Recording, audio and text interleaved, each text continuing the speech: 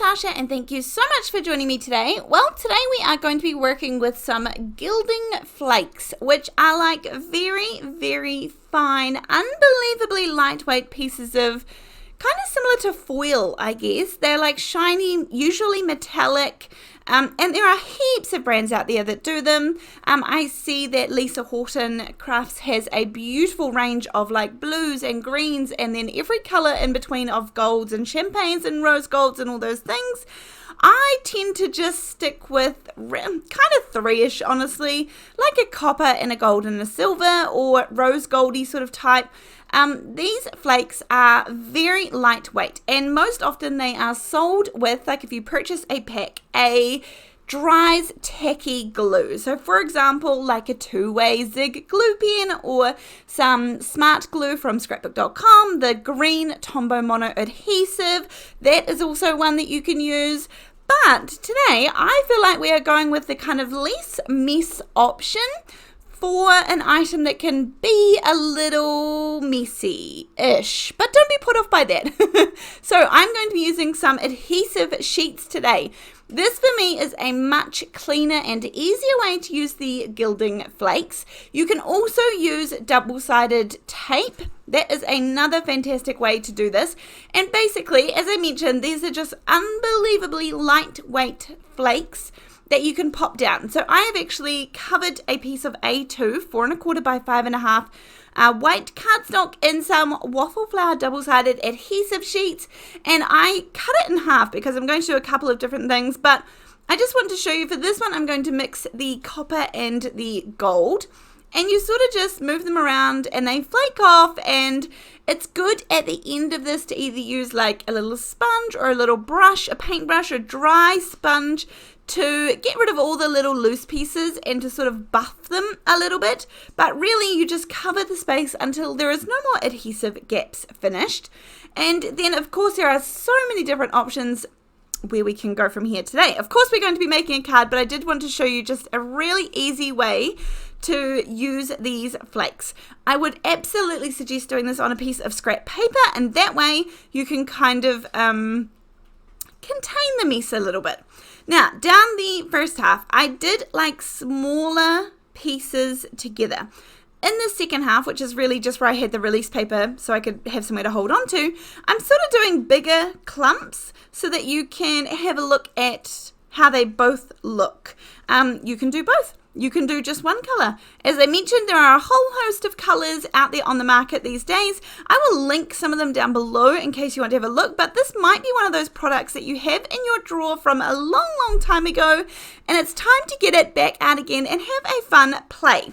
Now this time I am going to do another one just quickly for you to see. This time I'm going to do the gold and the silver together. Now often I would say we don't usually mix our metallic, like I usually wouldn't use gold and silver together on a card. Usually I only pick one or the other, but I quite like mixing the metals when it comes to Gilding Flakes, and it's okay to break the rules, of course. So the gold and the silver together looks really fun too. I think all of these combinations, and as I mentioned, I only have these three and I'm more than content with that for the amount of times that I use them. But there are so many really cool, I did see some blues, honestly, I saw some blues, and it's a want, definitely just a want and not a need, so I don't need them. But anyhow, these doing adhesive sheets are fantastic because you can die cut out of these and then end up with some beautiful die cut elements, which is obviously trickier if you are using the glue, I find, just with the sort of tackiness of the glue. The glue works fine. It's a really good method, and it's kind of one of the original methods, I would say. But honestly, using double-sided sheets and dry adhesives is just another really good option and makes this very accessible. I've got some hearts here. I've got some stars that I cut out, and these are all really gorgeous options. I have a whole kind of other idea that I was planning to do with this. For today, I just want to show you how I incorporate some of these Gilding Flakes into a card that I am creating. Very simple today, but we love a good, simple, beautiful card. These are the All and Create washi tapes. Now you can see that you rip them yourself. You can see a really clear place when you roll these out where you need to rip. Now these are sort of a, you know, whimsical, ripped style kind of product. But you can use scissors to cut them all off. I'm actually going to be die cutting this one out, so I'm okay with it. You cannot, this is an amazing product. I've got lots of videos on these. These are not new at all. I have just, I think maybe 4 of these 4 designs, which I absolutely love. But they come in a whole roll of washi tape and I need to keep using them. So it's time to remember that they're in my drawer and bring them out again.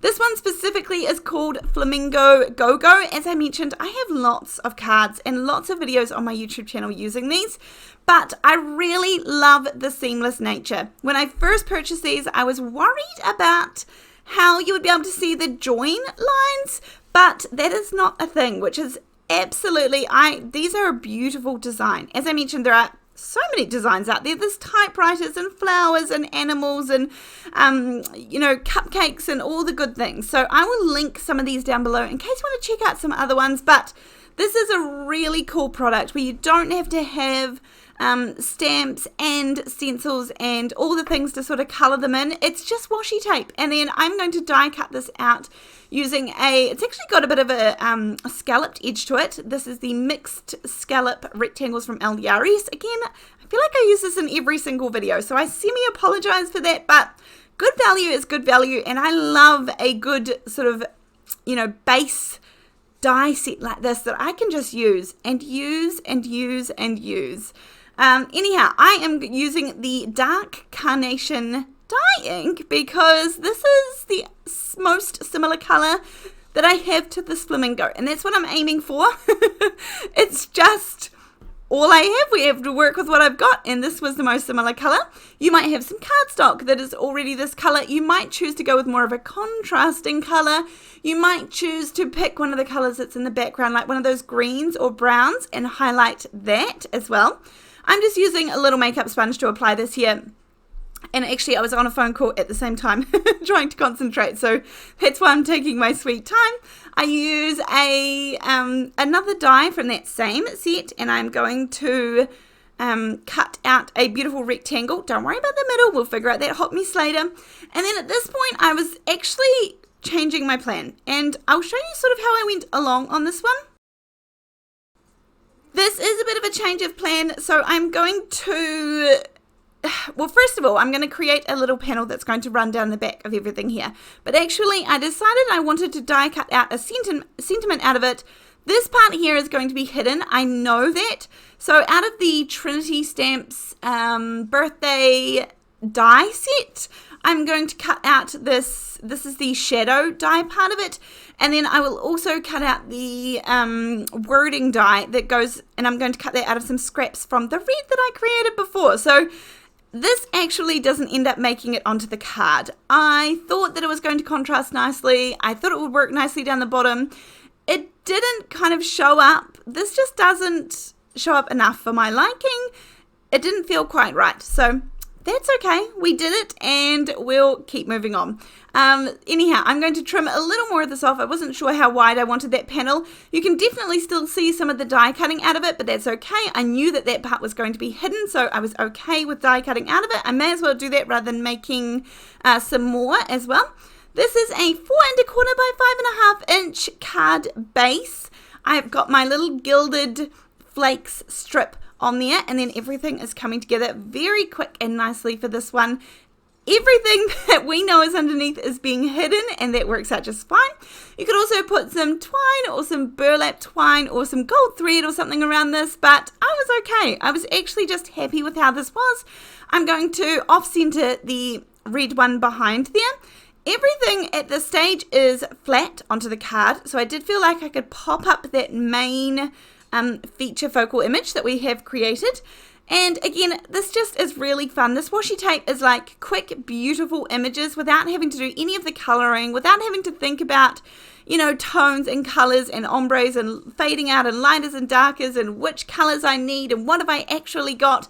It just creates the beautiful image. So I do really love working with this washi tape. As I said, not new at all, but still a really, really cool product.